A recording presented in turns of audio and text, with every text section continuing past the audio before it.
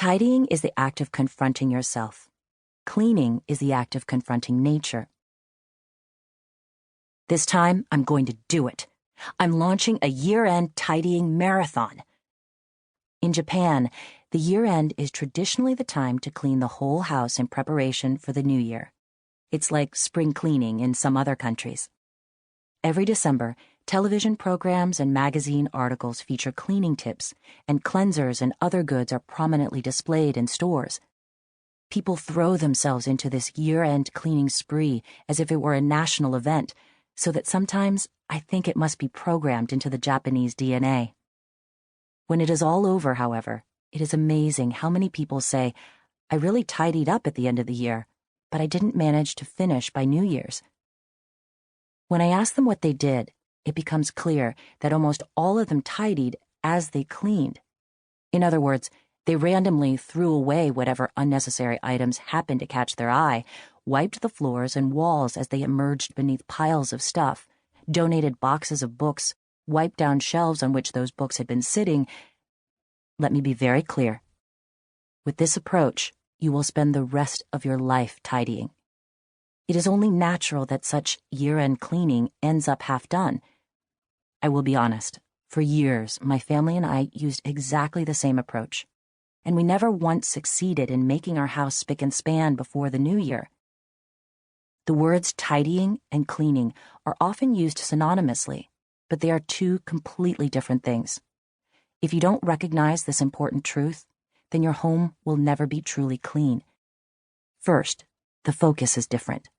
Tidying deals with objects. Cleaning deals with dirt.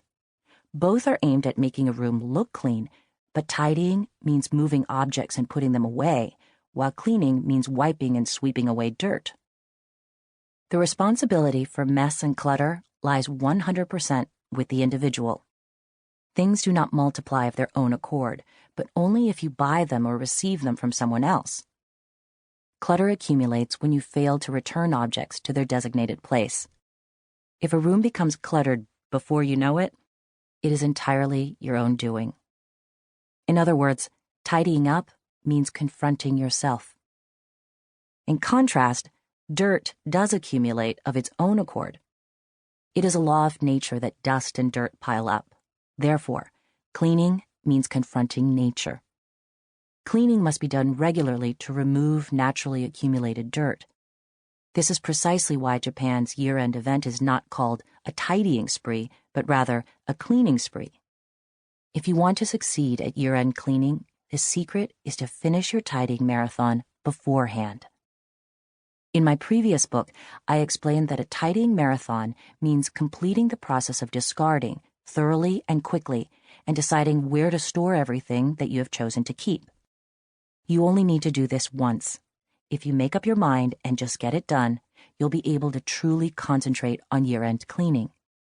More often than not, people who think that they are not good at cleaning actually don't know how to tidy. My clients who have finished tidying up frequently say that cleaning now takes them no time at all. In fact, they like doing it, whereas before, it made them feel totally incompetent. Cleaning the temple is part of Buddhist training, but tidying the temple is not.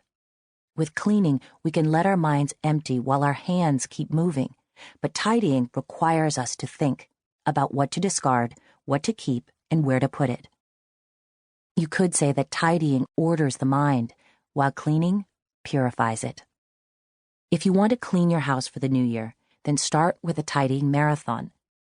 No matter how hard you try, your house will never be truly clean if you don't finish tidying first.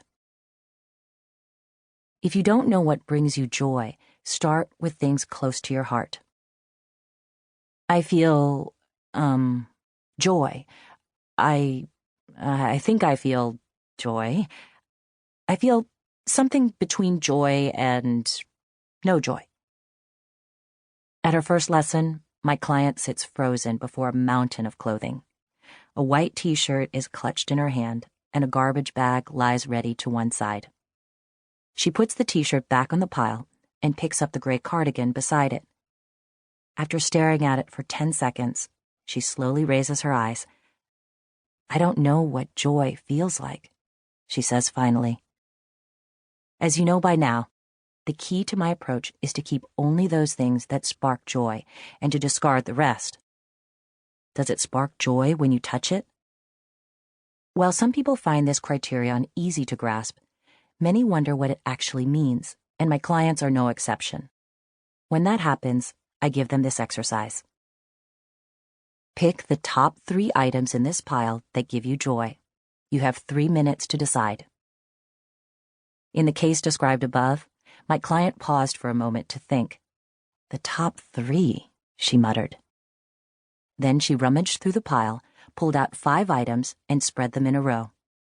After rearranging them several times, she returned 2 of them to the pile and, just when her time was up, announced firmly, "These are the top 3, from right to left." Before her lay a white dress with a green flower print, a beige mohair sweater, and a blue flowered skirt. "That's it," I told her. "That's joy." I was quite serious. The best way to identify what does or doesn't bring you joy is to compare.